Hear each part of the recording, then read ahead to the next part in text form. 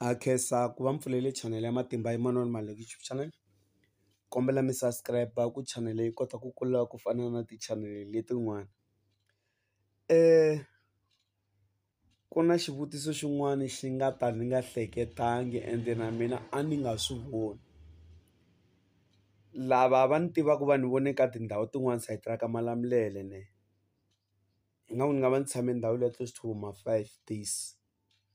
Ivi un'wana a ni vitana a fika a ni komba swin'wana a ku ni kombela mi ni endlela content hi swilo leswiya. Sweswi swa kona hi leswiwani, munhu luya i fike a ku ni vutisa xivutiso a ku mhaka liya hi yona na yi na xiyila xo karhi kumbe ku na xidyoho kumbe ku na xinyama kumbe ku na ku zila ko karhi na. Munhu luya a vulavula hi timhaka ta yini na, ta ku i xidyoho kumbe i xiyila ku va n'anga kumbe mufundhisi a fika a aka kereke a kusuhani na gede ya le masirheni or a kusuhani na nyanga wa le masirheni.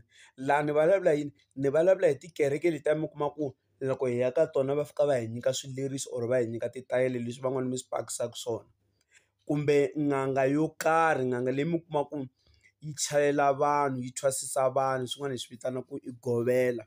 Loko hi ya ka yona i fika a hi nyika mirhi yo karhi hi ya hi tirhisa, kumbe hi huma loko hi huma lahaya hi ya hi ya hlamba milantswini hi hindza hi le gedeni ya le masirheni. Ende loko mi languta mi kuma ku vhiki na vhiki laha gedeni ya yena ku hindza vafi.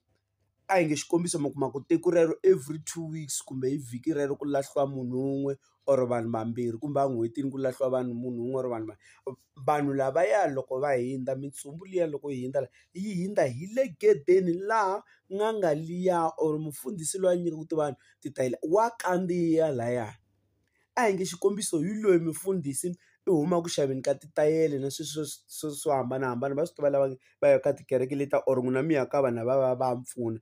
Ivi loko a ri kuteni a kha ti fambela hi milenge ivi a hlangana na vanhu va kha va ya ku lahleni ku ri mugqivela or ku ri sonto, or n'anga hi leyiwani yi huma ku hlambiseni ka munhu nampundzu. Ivi munhu luya loko a kha a ta na yona va kha va hlambisana hi sweswo va hlambisanaku hi swona, ivi va hlangana na society yo karhi va kha va ya ku lahleni or funeral parlour yo karhi or khampani yo karhi leyi lahlaka vafi va kha va ta na mufi va kha va n'wi yisa emangcwabeni. Xana munhu luya wa nyama na or mufundhisi luya i na swiyila swo karhi or i va a thyakini or i va a nyamini kumbe n'anga liya yi va yi thyakini kumbe yi va yi nyamini na? Loko ni yi hlamula hi leyi ni yi hlamula hi ndlela leyi, leswiya a swi weli kona munhu luya a nga nyami no nyama because a ni ntsumbu loyi a wu nghenanga ejarateni ra n'anga. Ntsumbu loyi a wu nghenanga ejarateni ra muprofita wo karhi loyi a va hi pfunaka hi swilo swo hambanahambana mi swi tivaka n'wina vanhu. Se leswiya mi nga ze mi swi veka xidyoho or mi swi veka nandzu, hi ku un'wanyana i ta ku mina a nyika mufundhisi luya hi ku mufundhisi luya every 3 days or every 7 days i tshama a ri ku nyameni, i tshama a zileni hi mhaka ku hindza mintsumbu laha gedeni ya yena. Hi ku mufundhisi gede yaleyi yi langutane na kwalaha patwini kwalaho va hundzaka kona loko va ya ku lahleni. Se leswiya a hi xiyila ende leswi a hi xidyoho, because munhu luya a nga nghenangi endzeni ka jarata leriya o hindza i muendli wa ndlela. Ku ri a swi hambananga leswiya swa tikereke leti nga ta ka ni nga ti hlaya hi mavito tanihileswi ni vulaka. Mi kuma ku sweswiwani swo fana na mina ni nghena kereke yo karhi ivi ni fika ni kuma car accident ku love vanhu, ni mbale swimbalo swa kereke ni kha ni ya kerekeni ku ri sonto, na jika kumbe a ni jiki? A ni jiki because xikongomelo xa mina i xikongomelo xo a ni zanga kumbe ni ku a ni ta hlangana na nghozi ya movha ku chayisiwe munhu or a tlhaviwe mukwana a lova.